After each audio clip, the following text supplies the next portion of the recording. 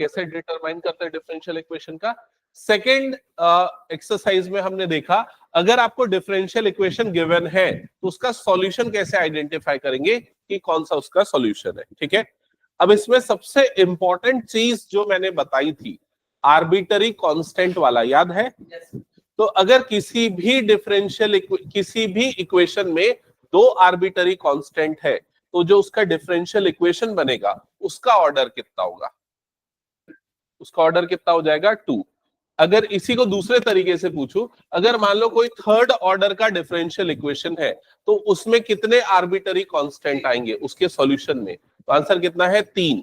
लेकिन कौन से सॉल्यूशन में? जनरल सॉल्यूशन में। पर्टिकुलर सॉल्यूशन में कितने आर्बिटरी कांस्टेंट आएंगे?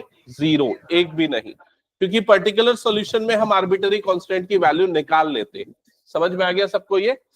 फिर उसके बाद हमने ये 3 मेथड्स देखे थे डिफरेंशियल इक्वेशन को सॉल्व करने के, वेरिएबल सेपरेबल, होमोजीनियस और लीनियर डिफरेंशियल, जिसमें हमने वेरिएबल सेपरेबल मेथड स्टार्ट कर दिया था। ठीक है, तो 1 2 3 आई थिंक 3 क्वेश्चंस हमने कर लिए थे, एक बार चेक करना। तो हाँ, 3 क्वेश्चंस किए थे। आगे कंटिन्यू करेंगे क्वेश्चन नंबर 4 ऑनवर्ड्स, तो जल्दी से नोट डाउन कर लो question number 4 fast.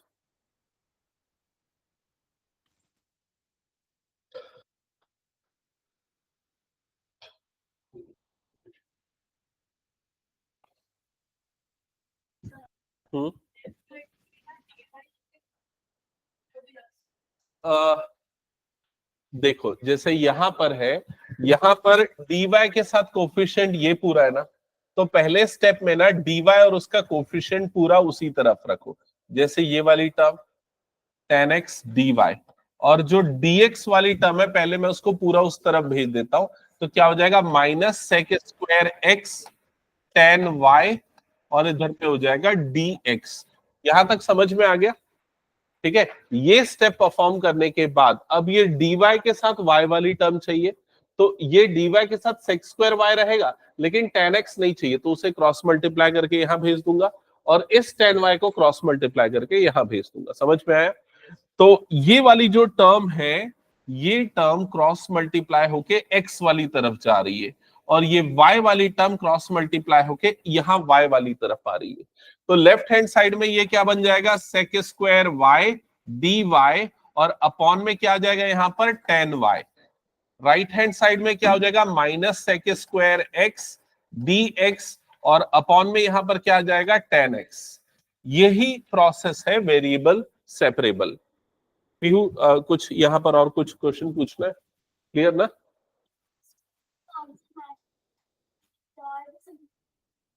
Last question का मतलब फर्स्ट क्वेश्चन नंबर का हमने एक्चुअली थोड़ा रिवर्स ऑर्डर में किया था, एक बार क्लास के एंड में अपन वो डिस्कस कर लेते हैं। ठीक है, चलो यहां तक सबने कर लिया। इसके बाद क्या करना पड़ेगा? दोनों तरफ इंटीग्रेट, तो यहाँ इंटीग्रेशन का सिंबल लगाया। अब देखो अगेन सबसे बड़ी प्रॉब्लम है इंटीग्रेशन स्ट्रांग नहीं है, तो यहाँ प्रॉब्लम में फंसोगे। ठीक है, तो अब इसका इंटीग्रेशन कैसे करें? और इंटीग्रेशन स्ट्रांग होता है डिफरेंशिएशन से, है ना? तो अब पहले ये देखो tan y का डेरिवेटिव क्या होता है? सेक स्क्वायर y। tan का होता है सेक स्क्वायर, समझ में आया? तो यहां पर क्या लगाएंगे? सब्सटीट्यूशन। इस वाले को मैं क्या सब्सटीट्यूट कर दूंगा? t। तो ये वाला पूरा मेरे लिए क्या बन जाएगा? dt। डायरेक्टली कर रहा हूं, कोई दिक्कत तो नहीं किसी को? तो यहां पर इंटीग्रेशन ये हो जाएगा 1/t, और ये हो जाएगा dt। सिमिलर वे में यहां डिनोमिनेटर माइनस को निकाल लेता हूं बाहर, ये वाले टर्म को क्या सब्सटीट्यूट कर लेता हूं? u। अलग लेना पड़ेगा ना, इसको भी t नहीं ले सकते, डैश लेने में ना वो कंफ्यूजन हो जाता है, डैश डेरिवेटिव का भी सिंबल होता है ना। ठीक है, इसको u ले लो, तो ये वाला जो पूरा एक्सप्रेशन है, ये पूरा एक्सप्रेशन क्या बन जाएगा? du। क्या ये क्लियर हो गया सबको? तो इंटीग्रेशन 1/u du, ये ऐसा हो जाएगा। अब 1/t का इंटीग्रेशन क्या होगा? log t। तुम लोग इधर पे ध्यान देके सॉल्व करो यार, बहुत इंपॉर्टेंट क्वेश्चन बता रहा हूं मैं। 1/t का इंटीग्रेशन क्या हो जाएगा? log t mine is equals to minus log u। क्या यहां तक सबको क्लियर है?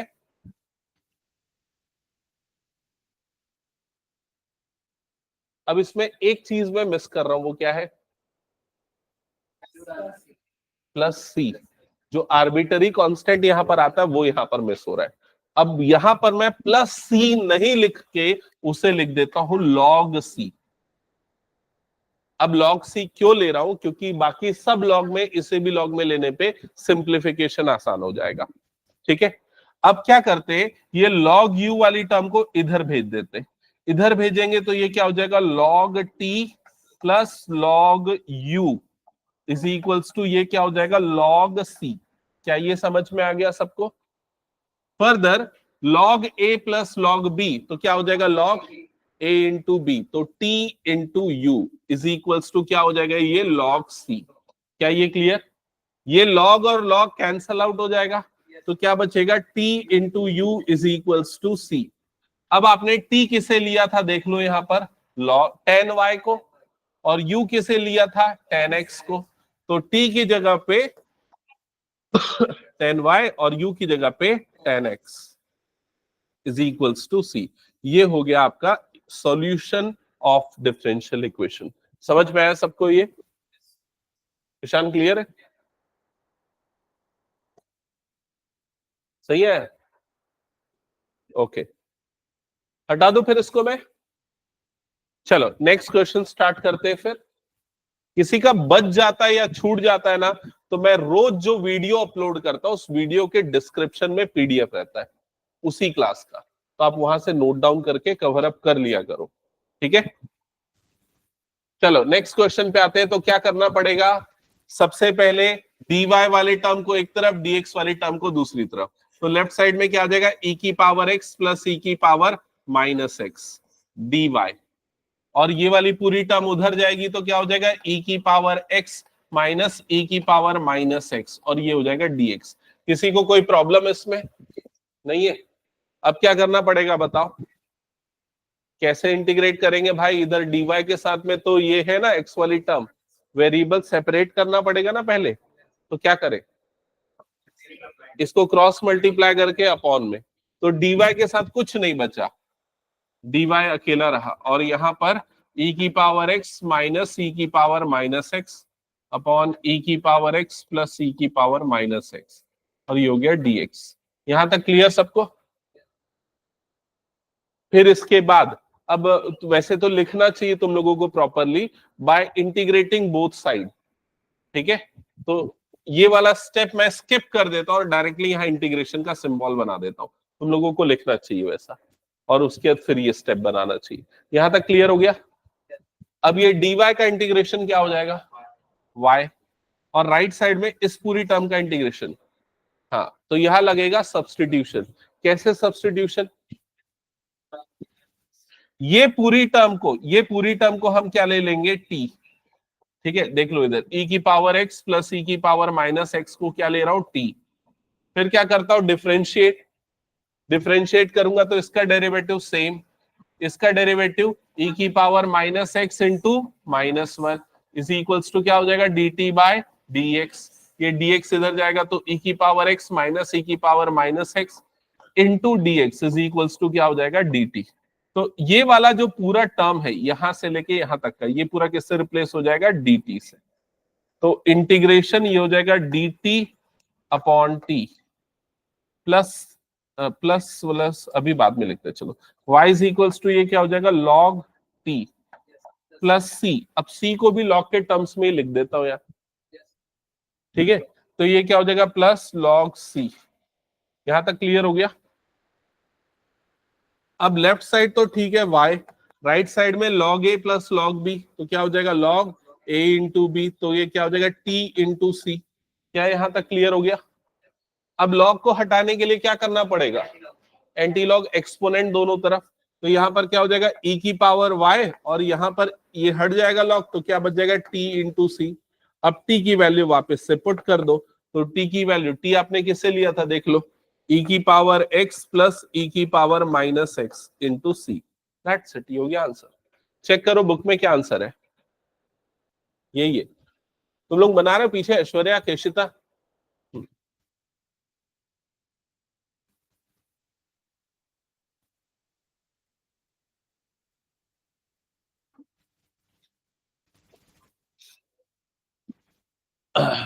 अच्छा एक क्वेश्चन, एक तुम लोगों के दिमाग में ये डाउट आ सकता है, अगर मान लो मैं log c न लेके सिर्फ c लिया रहता तो क्या फर्क पड़ता? तो आंसर अलग आता ना। यहाँ पर log t की जगह पे क्या आ जाता, कुछ और टर्म, और आंसर अलग दिखता। कोई फर्क नहीं पड़ता, वो भी आंसर सही है, ये भी आंसर सही है। क्या बोल रहा है सुमांशु? उन्होंने क्या सी को सी रहने दिया, यहाँ पर c लिख दिया और यहाँ t की वैल्यू रख दी, वो भी सही है, ये भी सही। ठीक है, क्या ये क्लियर? तो जनरल सॉल्यूशन में ये प्रॉब्लम जा सकती है तुम लोगों के साथ, पर्टिकुलर सॉल्यूशन है तो एग्जैक्ट आंसर मैच करेगा। चलो नेक्स्ट क्वेश्चन स्टार्ट करो, ये वाला तुम लोग खुद से बनाओ और बना सकते हो आई थिंक।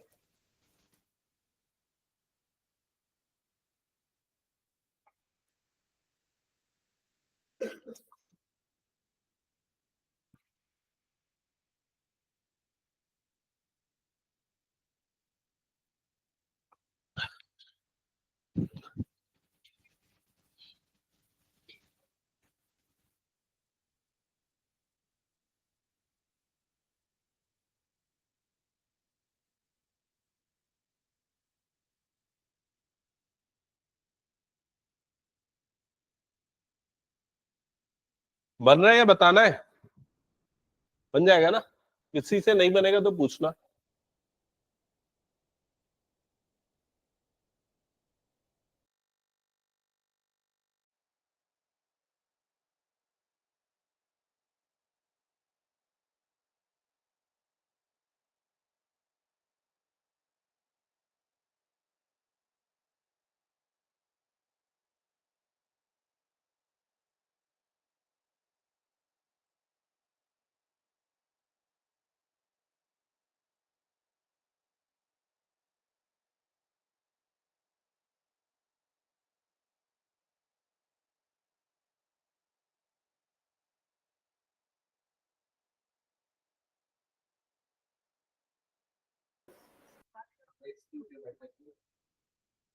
बताऊं क्या सॉल्व करके?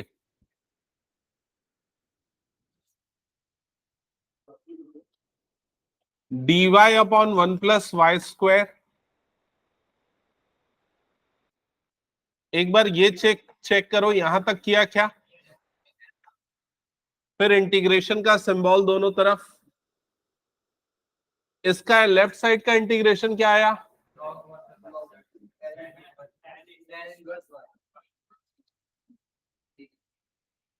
क्या ईशान? और कौन था इसके साथ लॉग वाला?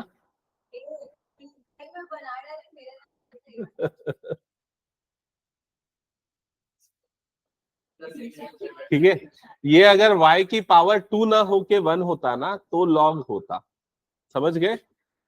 1/1 + x²। हाँ, राइट साइड का बताओ integration. Right, x + x³/3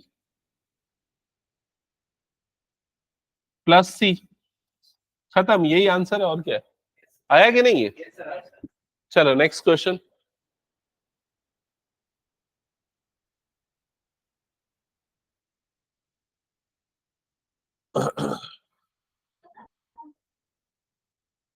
ninth.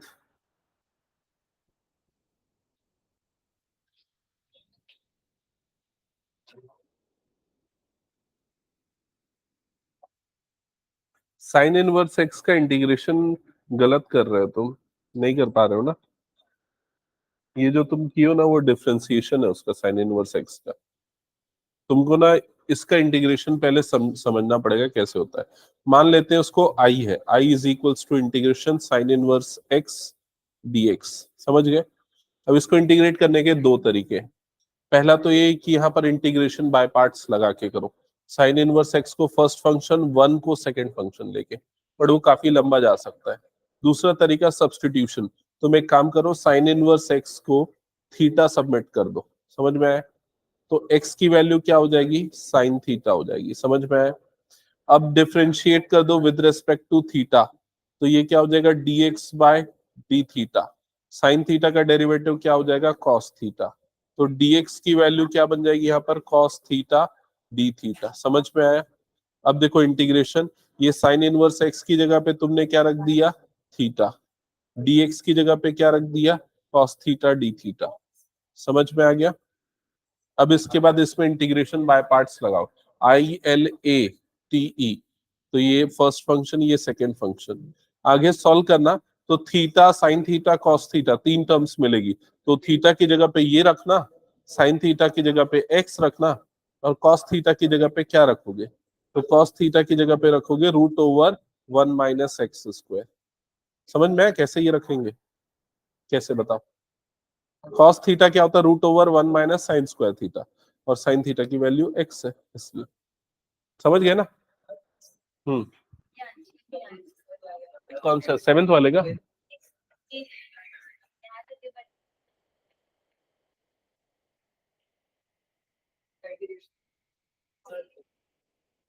दिखाओ इसका आंसर कौन सा है।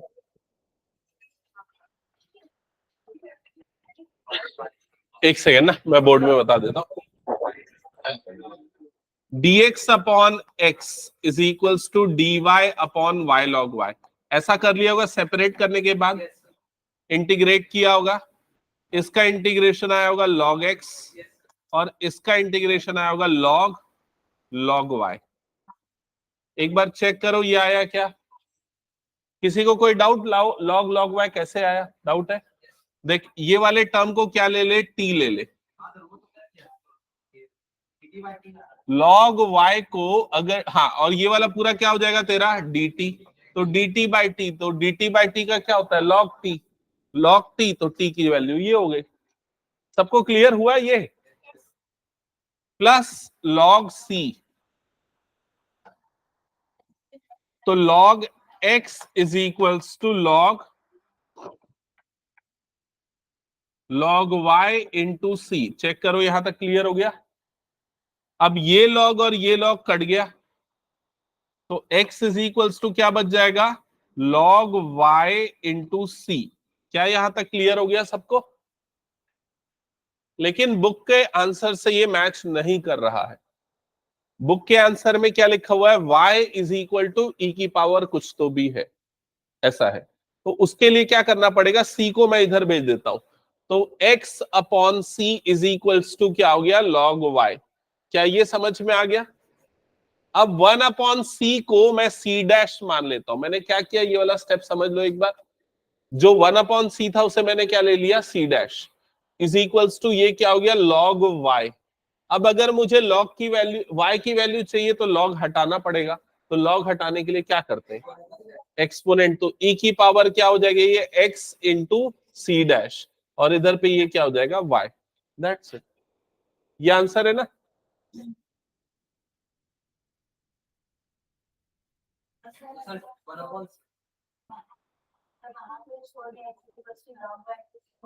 सही है, बिल्कुल। हाँ हाँ, कुछ भी लिख सकते हो, डी भी लिख सकते हो, कुछ भी चलेगा उससे। यही रहने दोगे तो भी कोई फर्क नहीं पड़ेगा, तो ई की पावर एक्स अपॉन सी आएगा, वो भी करेक्ट आंसर।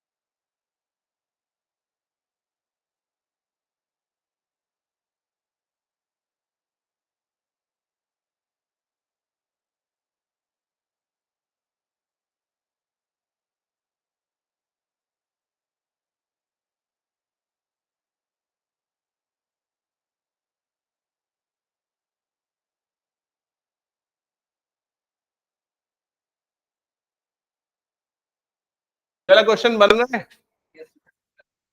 अच्छा, ये साइन इनवर्स एक्स का इंटीग्रेशन नहीं बना क्या? पीछे तुम्हारा भी नहीं बना ऐश्वर्या? हाँ,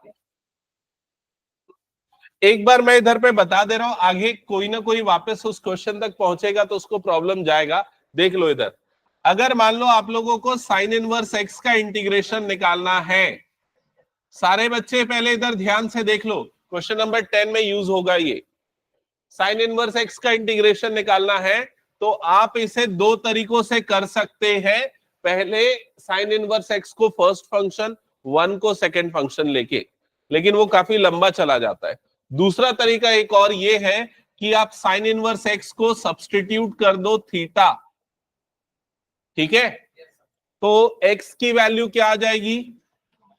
अरे बोलो जल्दी, एक्स की वैल्यू साइन थीटा। ठीक है, अब इसे डिफरेंशिएट करो थीटा के रेस्पेक्ट में, तो थीटा के रेस्पेक्ट में डिफरेंशिएट करने पे ये क्या हो जाएगा? dx बाय डी थीटा, और साइन थीटा का डेरिवेटिव कॉस थीटा। क्या यहां तक क्लियर सबको? अब डी थीटा को उधर भेज दो तो dx इज इक्वल्स टू क्या हो जाएगा? Cos theta D theta. तो dx को हम इससे रिप्लेस करेंगे और x को हम इससे रिप्लेस करेंगे। समझ में आया? तो ये जो पूरा इंटीग्रल है, x को नहीं, ये इस वाले पार्ट को, सॉरी, साइन इनवर्स x को, साइन इनवर्स x को किससे रिप्लेस करेंगे? थीटा से। तो साइन इनवर्स x की जगह पे थीटा, इसकी जगह पे थीटा, और dx की जगह पे क्या आएगा? Cos theta D theta.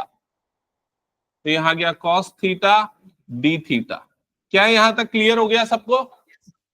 फिर यहां लगेगा इंटीग्रेशन बाय पार्ट्स। तो इंटीग्रेशन बाय पार्ट्स के लिए ये फर्स्ट फंक्शन, ये सेकंड फंक्शन। कैसे डिसाइड करते? आइलेट रूल से, आई इनवर्स, टी आई एल ना, एल लॉगरिथमिक, ए अलजेब्रिक, तो ये अलजेब्रिक पहला और ट्रिग्नोमेट्रिक दूसरा।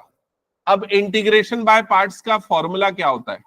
फर्स्ट फंक्शन सेकंड का integration minus complete integration first का डिफरेंशिएशन इनटू सेकंड का इंटीग्रेशन।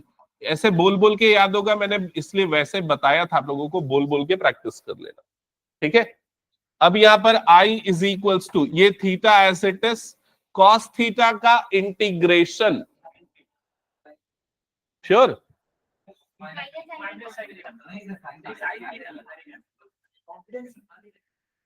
थीटा का डिफरेंशिएशन,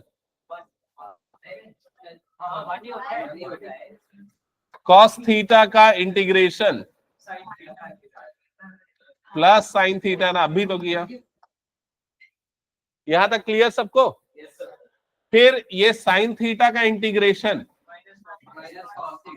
माइनस कॉस थीटा, और एक और माइनस बाहर है, मतलब क्या हो जाएगा? Plus cos theta. तो ये हो गई आई की वैल्यू इंटीग्रल। लेकिन इसमें एक प्रॉब्लम आ गई, या थीटा के टर्म्स में आ रहा है, लेकिन हमें किस टर्म्स में चाहिए? एक्स के। तो थीटा की जगह पे क्या डालोगे? Sign inverse x. Sine theta की जगह पे क्या डालोगे? एक्स। तो इनटू ये हो जाएगा एक्स, और कॉस थीटा की जगह पे क्या डालोगे?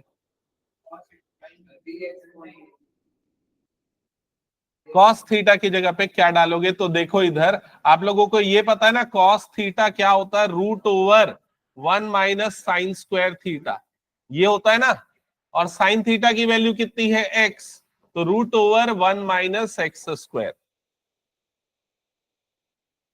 क्या ये समझ में आया? तो ये होता है साइन इनवर्स एक्स का इंटीग्रल। क्या ये याद रखना चाहोगे क्या उसका इंटीग्रेशन? नहीं, ये फाइनल आंसर ये आता है, ये याद रखना चाहोगे क्या, पूछ रहा हूं? नहीं रखना चाहिए ना। कितने फॉर्मूले याद रखोगे? नॉर्मल फॉर्मूले तो याद नहीं रहते।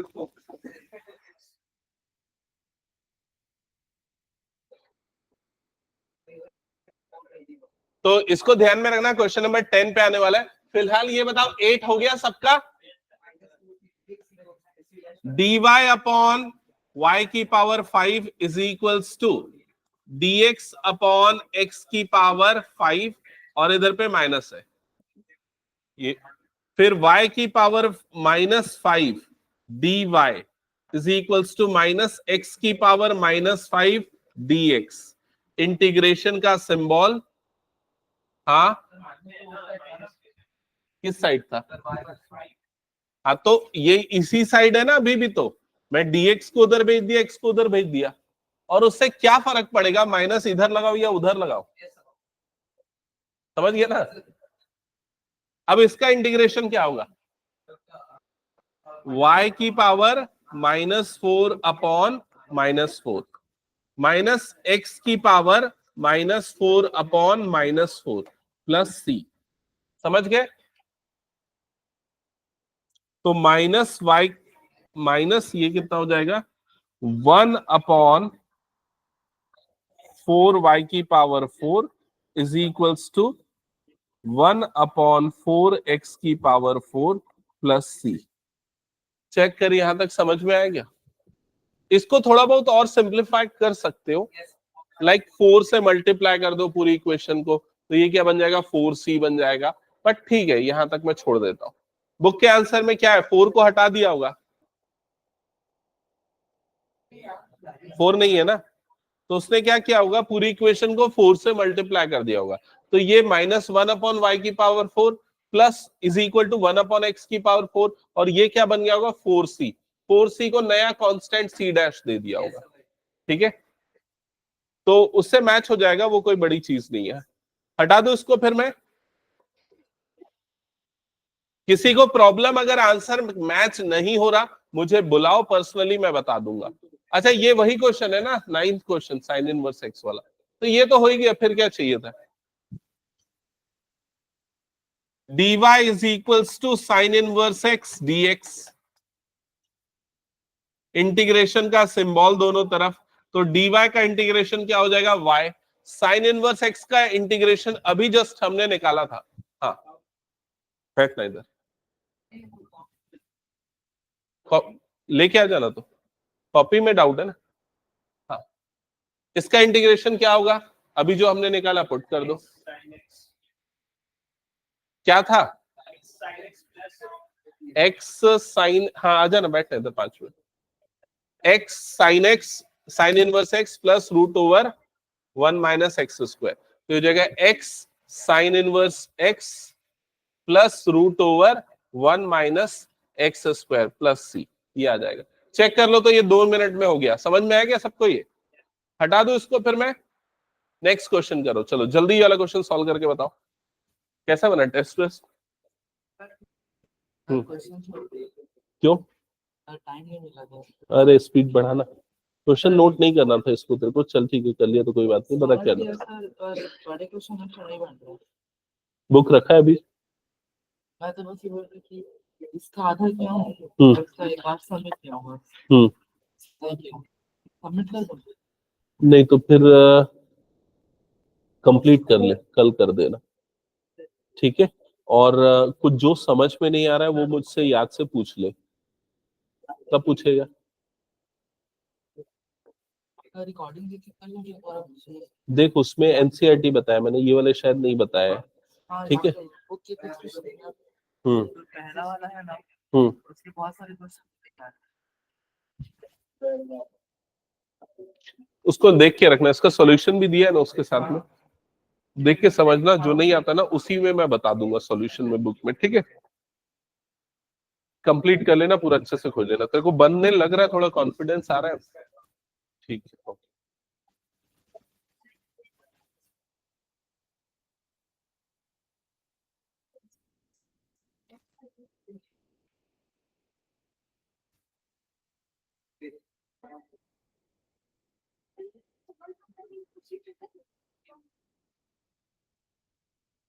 क्या हुआ बताऊं क्या? अच्छा देख लो इधर, e की power x tan y dx।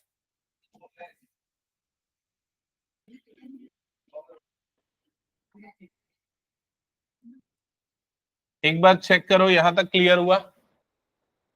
यहां तक समझ में आया?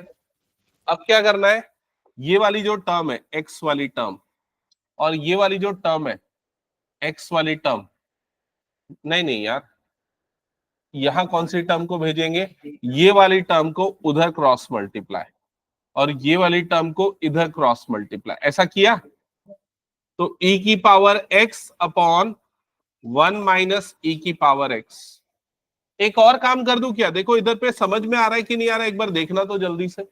ये माइनस को मैं अंदर भेज देता हूं तो क्या हो जाएगा, ये वाला टर्म क्या हो जाएगा, e की power x minus 1 into sec square y dy। समझ में आया क्या किया मैंने, और e की power x into tan y dx। अब क्रॉस मल्टीप्लाई कर देता हूं माइनस वाला प्रॉब्लम खत्म करने के लिए। अब ये 10y को उधर कर रहा हूं और ये वाली टर्म को इधर क्रॉस मल्टीप्लाई कर रहा हूं, तो लेफ्ट साइड में हो जाएगा e की पावर x अपॉन e की power x minus 1 dx। Right side में हो जाएगा sec square y upon 10y into dy। Check करो यहां तक समझ में आया सबको। अब दोनों तरफ इंटीग्रेशन का सिंबल लगा दो। हाँ, किसमें, कैसा, कौन सा,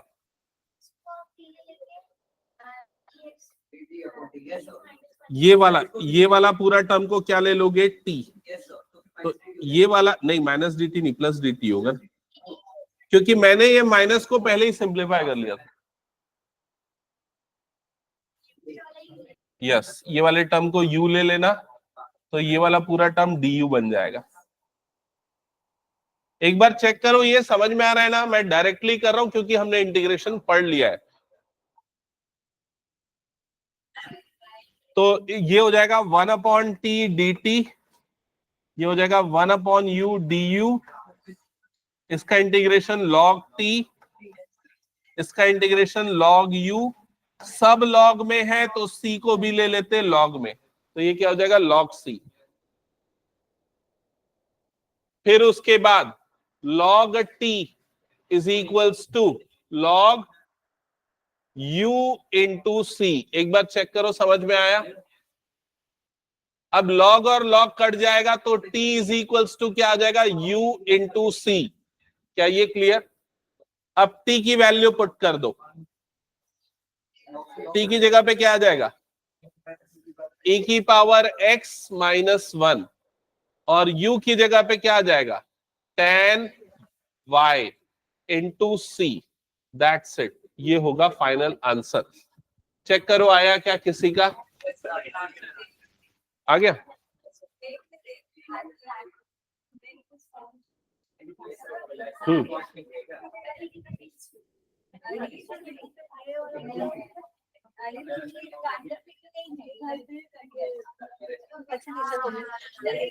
नहीं कोई डाउट,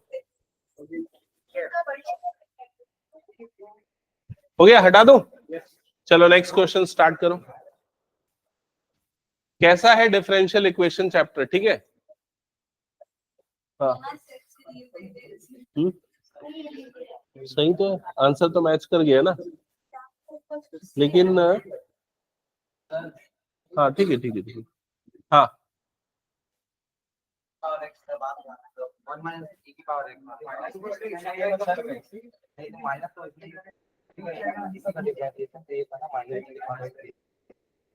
एक मिनट रुक जा, ये वाला तेरा माइनस था ना, ये माइनस कहाँ है, इस साइड भेज दिया। फिर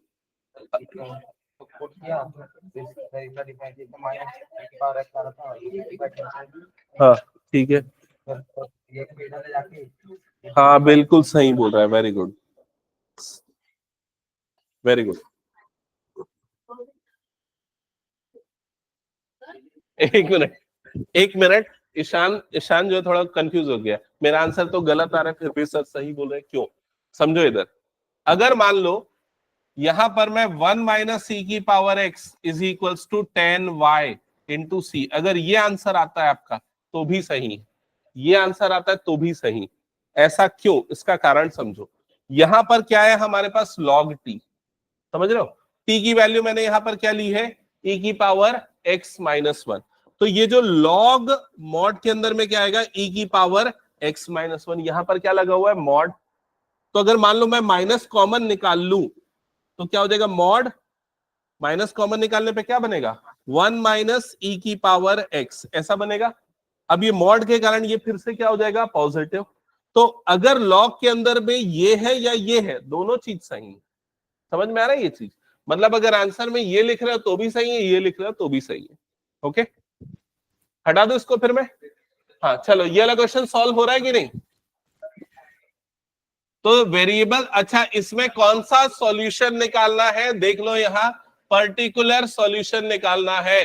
तो आर्बिटरी कांस्टेंट जो c आता था उसकी वैल्यू पुट करनी पड़ेगी अब आपको, और उसके लिए आपको ये चीजें गिवन है, इसे क्या कहते हैं, इनिशियल कंडीशंस। तो पहले वेरिएबल को सेपरेट कर लो, तो dy एक तरफ और पूरा x और dx दूसरी तरफ।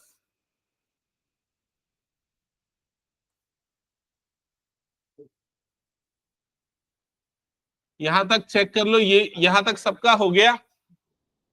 अब इसका इंटीग्रेशन कर पा रहे हो क्या? नहीं हो रहा है क्या इंटीग्रेशन?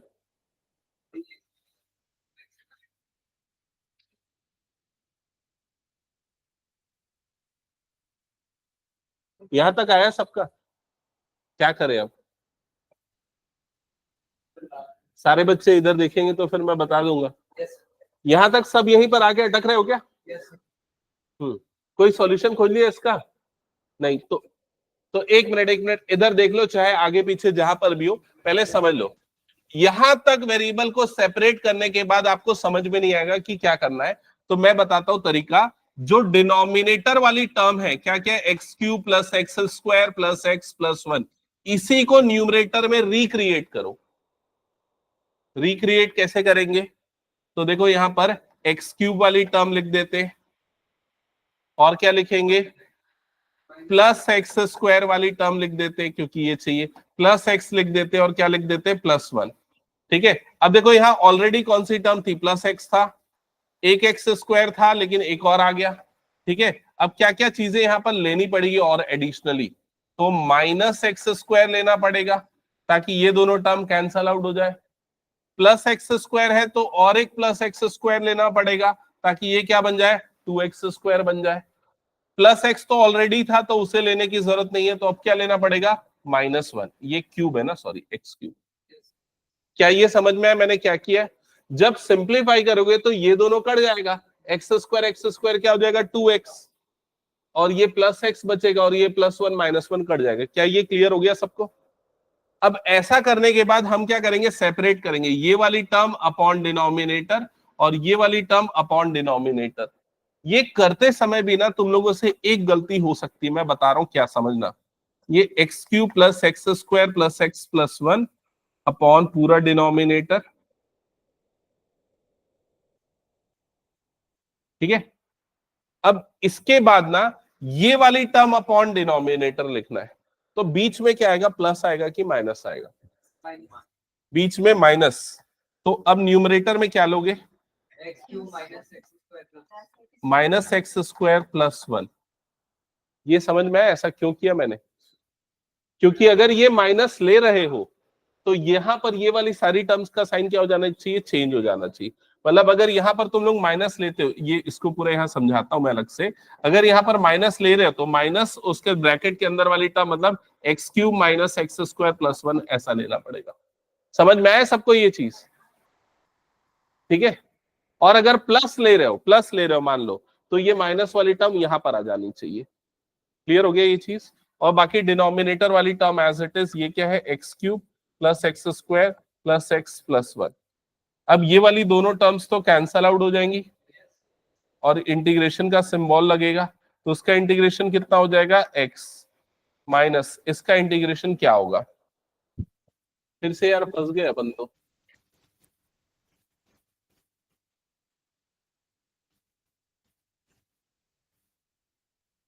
dx, हाँ हाँ,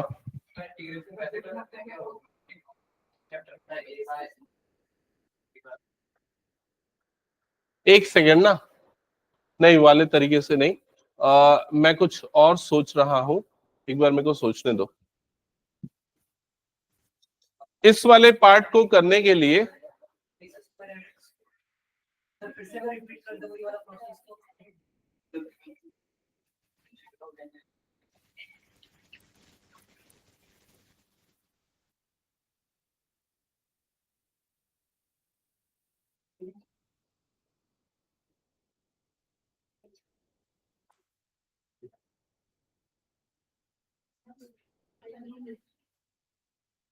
क्या लग रहा है, क्या कर सकते हैं? नहीं यार, फिर से प्रोसेस रिपीट करेंगे तो शायद ये खत्म होगा कि नहीं होगा। नहीं, फिर से एक बार हो जाएगा क्या सिंपलीफाई? ट्राई करके देखें। मैं कभी ऐसा वाला किया नहीं हूं, फिर भी करके देखता हूं। चलो, इंटीग्रेशन एक्स क्यूब, क्या करना पड़ेगा यहाँ पर? प्लस नहीं होगा, पता है क्या होगा, मैं बता रहा हूं। फिर से अगर वैसा करेगा ना तो फिर से यही वाली टर्म आ जाएगी और प्लस एक्स हो जाएगा, नहीं होगा।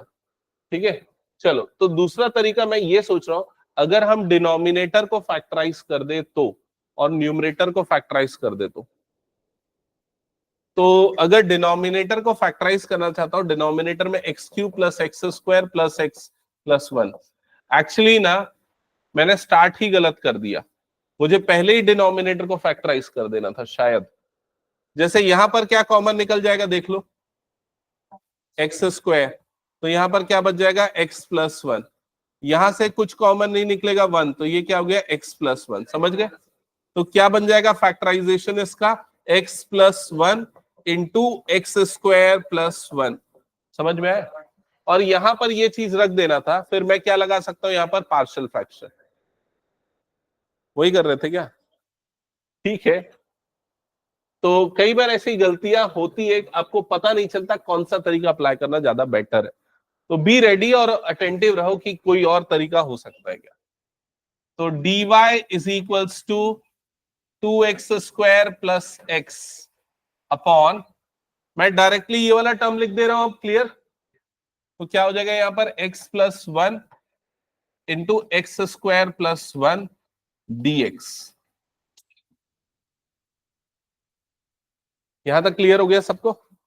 अब पार्शियल फ्रैक्शन कितने बच्चों को याद है, इसमें कौन सा फॉर्म अप्लाई होगा? पार्शियल फ्रैक्शन नाम सुना है कि नहीं केशिता? नहीं सुना? हाँ हाँ हाँ, करेक्ट। तो पार्शियल फ्रैक्शन नाम नहीं सुना तो अच्छे से सुन लो, क्योंकि पक्का है इसका क्वेश्चन एग्जाम में आएगा।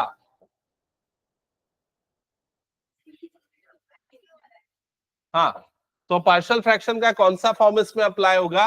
a upon x plus 1 plus b x plus c upon x square plus 1। याद आया ये वाला टर्म? तो लीनियर फैक्टर a के अपॉन में, क्वाड्रेटिक फैक्टर किसके अपॉन में आ जाएगा? B x plus c. फिर उसके बाद यहां पर क्या करेंगे? राइट साइड में एलसीएम ले लेंगे, तो ये आ जाएगा x plus 1 into x square plus 1 और a into x square plus 1 plus b x plus c into x plus 1।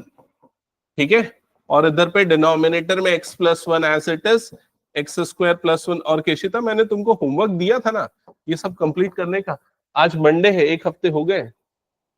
हाँ हाँ, मैं देखूंगा अभी, नहीं हुआ रहेगा ना तो फिर अब मैं पनिशमेंट दूंगा। फिर यहां तक हो गया सबका? हाँ, ये वाली टर्म्स कैंसल आउट हो जाएंगी। फिर उसके बाद क्या हो जाएगा? ये 2x square plus x, right side में ये क्या हो गया? a into x square plus 1 plus b x plus c into x plus 1। एक बार चेक करो यहां तक सबका हो गया क्या? फिर ए बी सी की वैल्यू निकालने के लिए क्या प्रोसेस यूज करते हैं?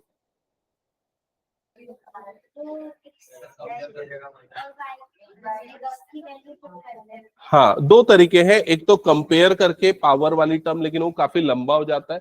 दूसरा तरीका क्या होता है कि जैसे अगर मान लो मुझे a चाहिए, तो मुझे ये पूरे टर्म को क्या बनाना होगा? 0। इसे 0 बनाने के लिए x की जगह पे क्या डाल दूंगा? -1।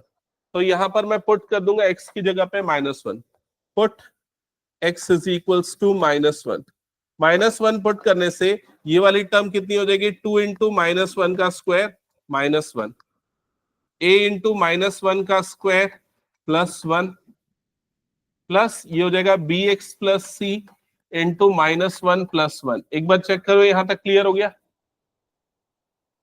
फिर ये वाला जो पूरा टर्म है, ये पूरा टर्म क्या हो जाएगा, 0, क्योंकि +1 -1 0 बनेगा, 0 इंटू एनीथिंग, ये हो गया 0। और ये वाला टर्म क्या बनेगा, ये वाला टर्म, ये 1 + 1 2, तो क्या बन जाएगा, ये 2a। ये वाला टर्म क्या बन जाएगा, 2 - 1, 2 - 1 मतलब 1, तो 2a = 1, और a की वैल्यू आ जाएगी 1/2। एक बार चेक करो, यहां तक समझ में आया सबको। अब किसकी वैल्यू निकालना है, मान लो c की वैल्यू निकालना है। मैं c क्यों चूज किया पता है, क्योंकि मैं b को आसानी से 0 कर सकता हूं। b वाले टर्म को हटाने के लिए मुझे x की जगह पे क्या डालना पड़ेगा, b अगर मुझे हटाना है तो x की जगह पे क्या डालना पड़ेगा, 0। तो अब मैं पुट करता हूं x = 0। x = 0 डालने से, x = 0 डालने से लेफ्ट साइड पूरा का पूरा क्या हो जाएगा, 0, क्योंकि 0 + 0 0। राइट साइड में क्या आ जाएगा, a, क्योंकि a × 0 + 1, प्लस ये b वाला टर्म तो 0 हो गया, प्लस यहां पर क्या बच गया, c × x + 1, तो 0 + 1 मतलब कितना हो जाएगा, 1। समझ में आया कि नहीं ये। तो c = क्या मिलेगा यहाँ पर, -a। तो c = -1/2, क्योंकि a की वैल्यू कितनी आई थी, 1/2। समझ गए। अब क्या निकालना बच गया, c भी निकल गया, अब बच गया b। तो अब क्या पुट करें, कुछ भी रख सकते हैं, तो 0 रख दिया, -1 रख दिया, तो अब मेरे ख्याल से 1 रख देना चाहिए। Put x = 1। तो x की जगह पे 1 डालो, तो लेफ्ट साइड में कितना हो जाएगा, 2 + 1 मतलब 3। राइट साइड में 1 + 1 मतलब 2, तो ये कितना बन जाएगा, 2a। ऐसा नंबर पुट किया करो जिससे कैलकुलेशन आसान हो, ऐसा नहीं कि 5 10 या 100 रख दिया और फंस गए। समझ गए ना। फिर 1 डालोगे तो ये क्या हो जाएगा, b + c, और 1 + 1 मतलब 2, तो ये 2a 2b 2c हो जाएगा ना।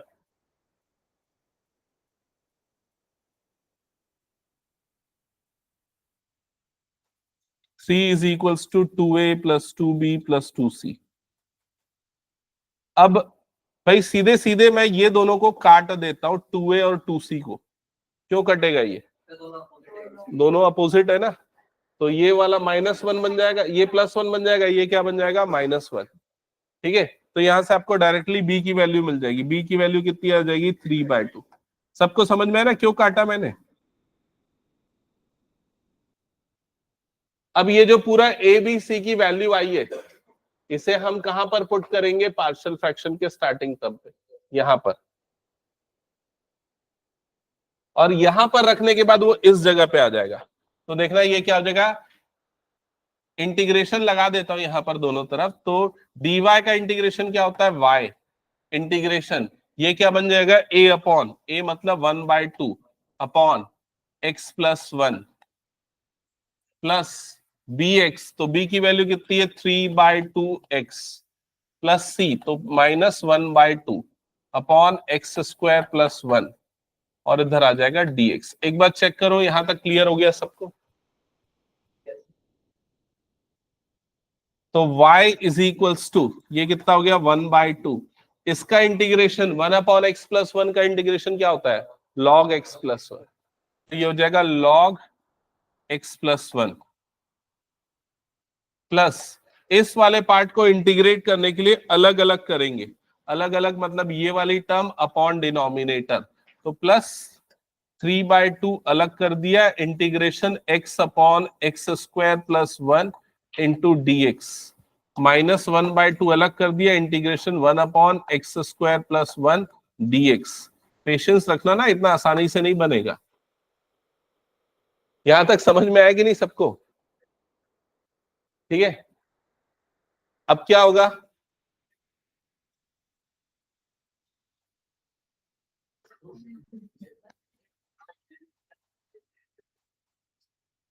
हाँ अब बताओ इस वाले पार्ट का इंटीग्रेशन कैसे होगा।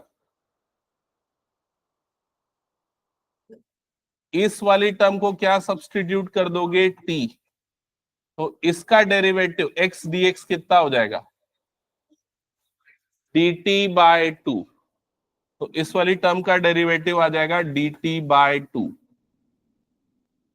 क्या ये समझ में आया? तो ये हो जाएगा dt by 2 upon t minus 1 by 2। इस वाली टर्म का इंटीग्रेशन क्या होता है? किसको पता है? बस हाथ उठाओ पहले, मैं ये जानना चाहता हूं कितने बच्चों को इसका इंटीग्रेशन पता है। ओके गुड, आयुष बता। गुड, तो इसका इंटीग्रेशन होता है tan inverse x plus c। क्या ये क्लियर हो गया सबको? ओके, फिर इसके बाद y is equals to 1 by 2 log mod x plus 1 plus ये 2 बाहर आ गया तो क्या बन जाएगा 3 बाय 4। 1 अपॉन टी का क्या हो जाएगा लॉग टी माइनस 1 बाय 2, ये हो जाएगा tan इनवर्स x प्लस सी। एक बार चेक करो यहां तक क्लियर? अब t की वैल्यू रख दो यहां पर।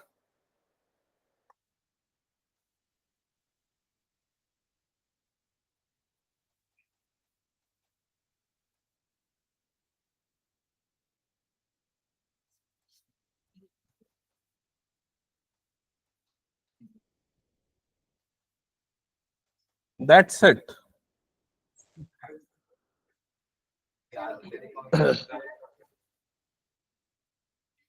क्या? अच्छा, इनिशियल कंडीशंस, हाँ यार सॉरी, इनिशियल कंडीशंस गिवन है ना।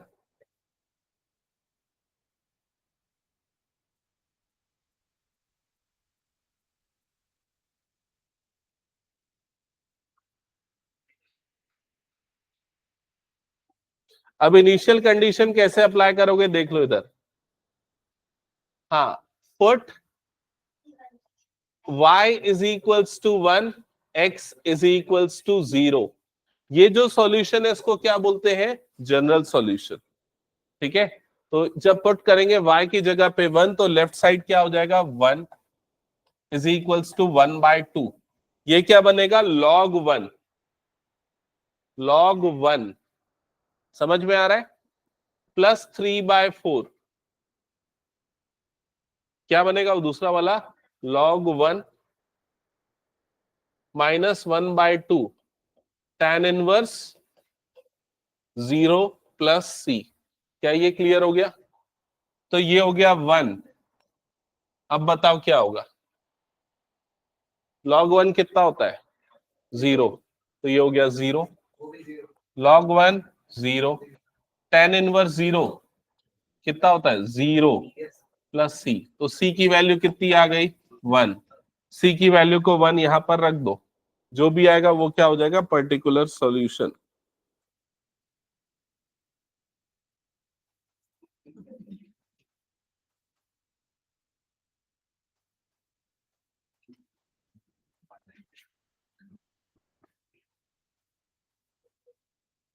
तो ये है आपका पीएस, पर्टिकुलर सॉल्यूशन।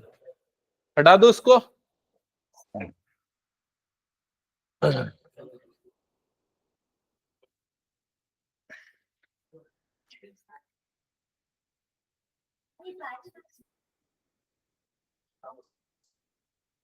हाँ बिल्कुल है।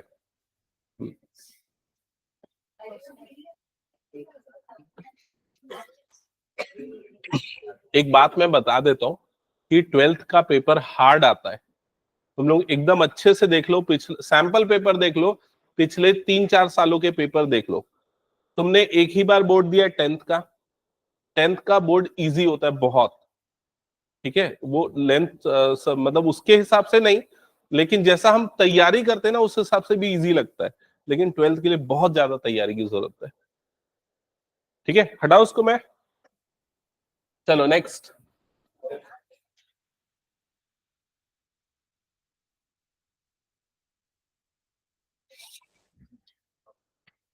हाँ, तो ये क्या हो जाएगा dy x into x square minus 1 is equals to dx।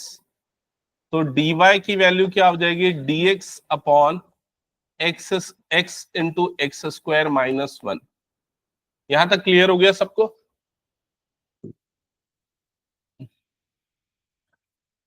कैसे करेंगे राइट साइड वाले टर्म का इंटीग्रल? क्या सब्स्टिट्यूट करेगा?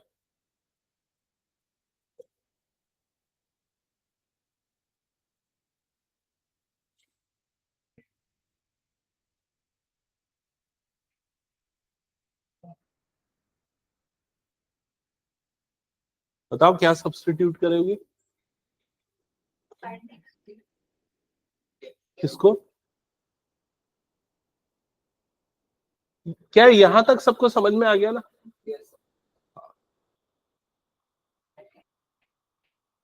किसी को नहीं समझ में आ रहा आगे क्या करना है?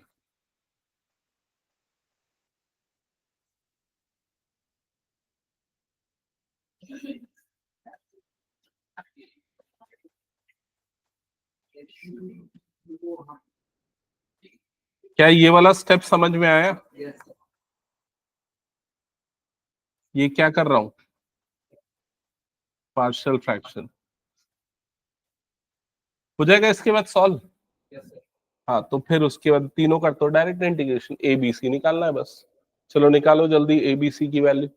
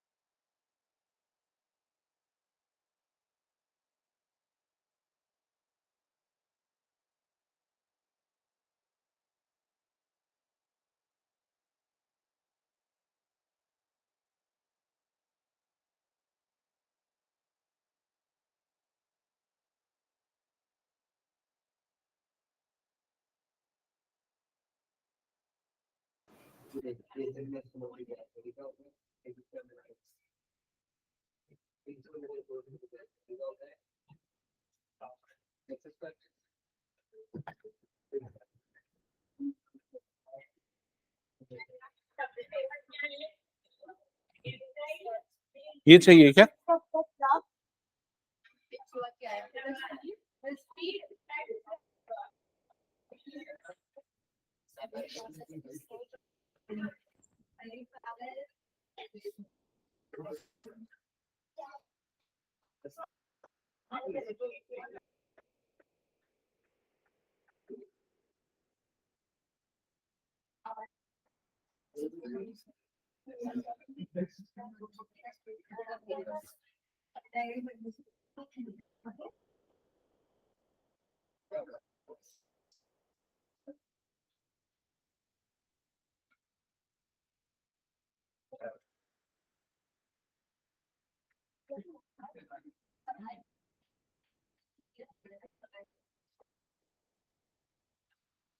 अरे सॉल्व कर रहे हो कि खाली बातें कर रहे हो?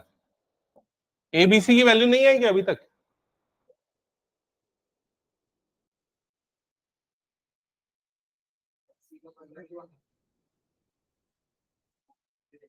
देख लो ऐसा कर लिया होगा आई थिंक सबने। हाँ अपॉन में ये वाली पूरी टर्म भी आई होगी फिर कट गया होगा।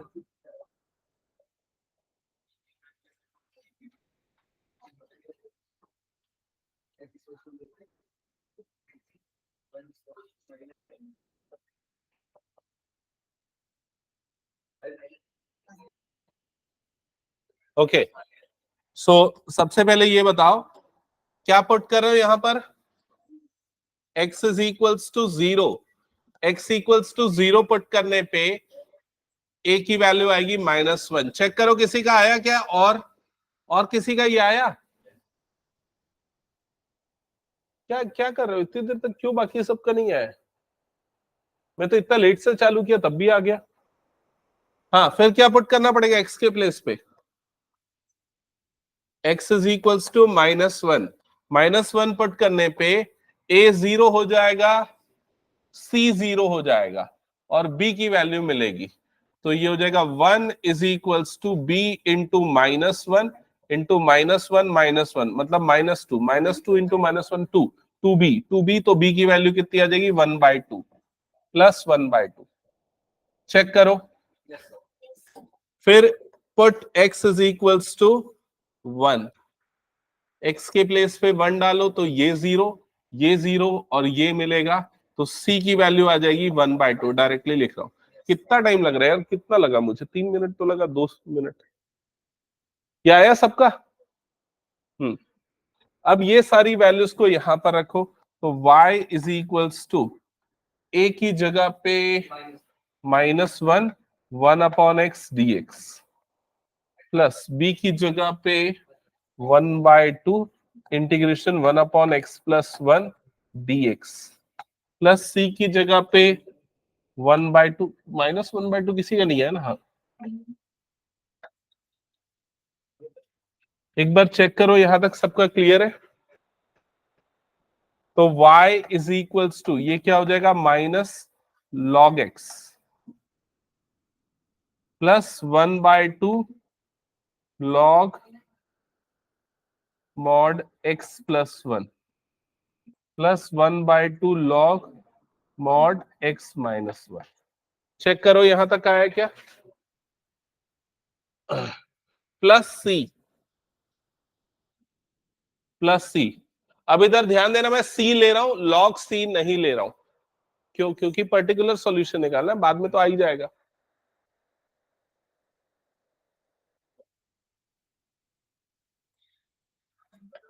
अब आगे सिंप्लीफाई करने के लिए मैं सीधे कंडीशन पुट कर देता हूं। x y की जगह पे 0, x की जगह पे 1, तो लेफ्ट साइड पे क्या हो जाएगा 0 is equal to -log2 plus 1/2 log3 plus 1/2 log1 plus c। Check करो यहां तक समझ में आया क्या?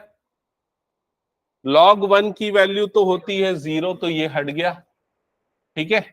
तो 0, ये दोनों को इधर भेज देते हैं ना, तो ये इधर जाएगा, तो log2 minus 1/2 log3 is equals to c। क्या ये क्लियर हो गया? अब ये 1/2 को भेज दो 3 की पावर में, तो क्या हो जाएगा log2 माइनस log3 की power 1/2 is equals to c। तो ये हो जाएगा log2 minus log√3 is equals to c। अब log a minus log b की प्रॉपर्टी, तो log2/√3 is equals to c। तो ये आ जाएगा c का वैल्यू, जिससे यहां पर रख देना, तो वो आपका फाइनल आंसर आएगा। अब चेक करो बुक का आंसर क्या है। मिसमैच होने का थोड़ा बहुत चांस लग रहा है।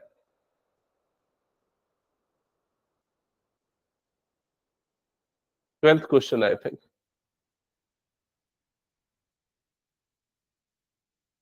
ये log2/√3 आ रहा है कि नहीं, एक बार ये देखो।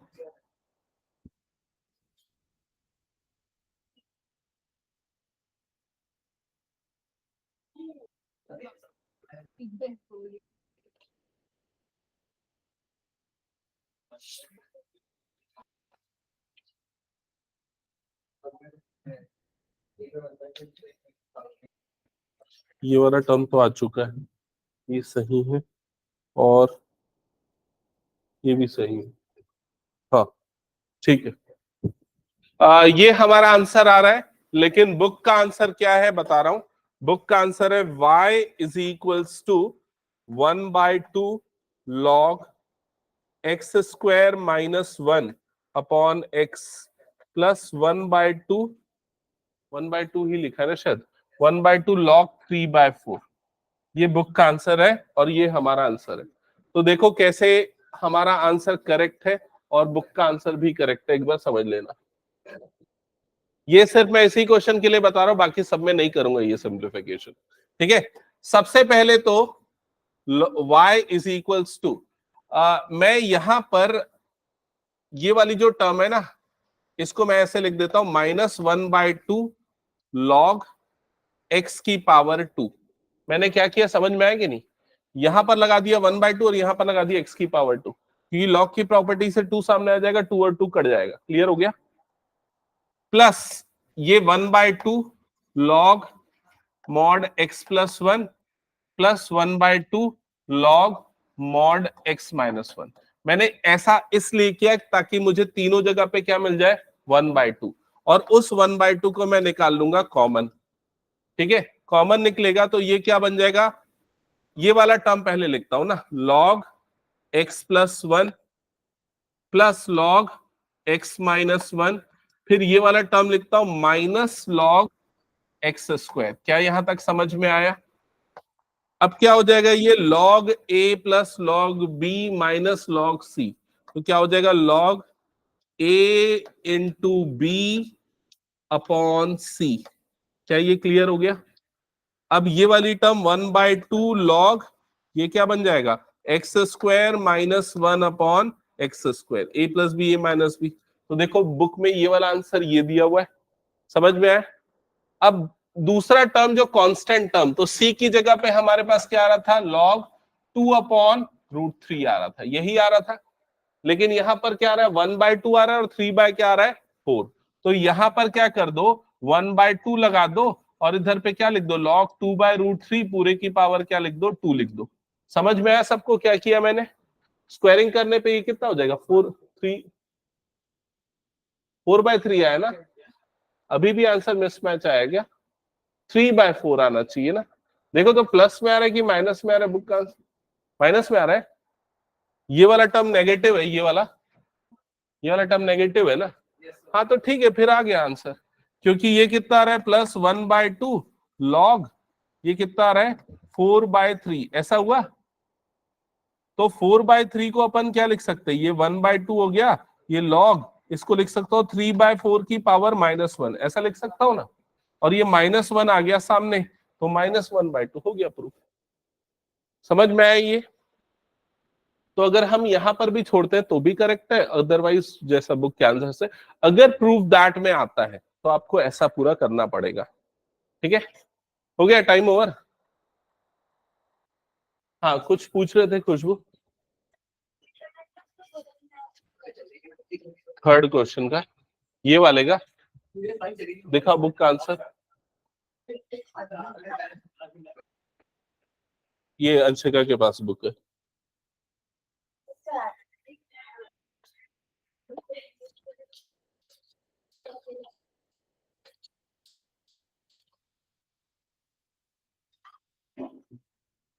हाँ तो वही किया है, हाँ ई ले लेना दोनों तरफ, इसको उधर भेज देना, इसको दूसरी तरफ एक्सपोनेंट ले लेना। कर दूं यहाँ, देखो सबसे पहले ना ये वाली टर्म x प्लस ये -x minus c is equals to क्या हो जाएगा, log y माइनस 1। क्लियर हो गया? दोनों तरफ एंटी लॉग, तो क्या हो जाएगा, e की power -x minus c is equals to, यहाँ हट जाएगा तो क्या हो जाएगा, y माइनस 1। क्लियर? अब बुक में आंसर क्या दिया देखो, ए। हाँ और +1 भी आ रहा है क्या उधर पे? अच्छा हाँ, ये तो -1 इधर जाएगा तो क्या हो जाएगा, +1। तो e की पावर -x इंटू e की power -c plus 1 is equals to कितना हो गया, y। ये पूरा कांस्टेंट है तो उसको a मान लो। अभी मैच किया क्या आंसर, देखो तो हो गया ना।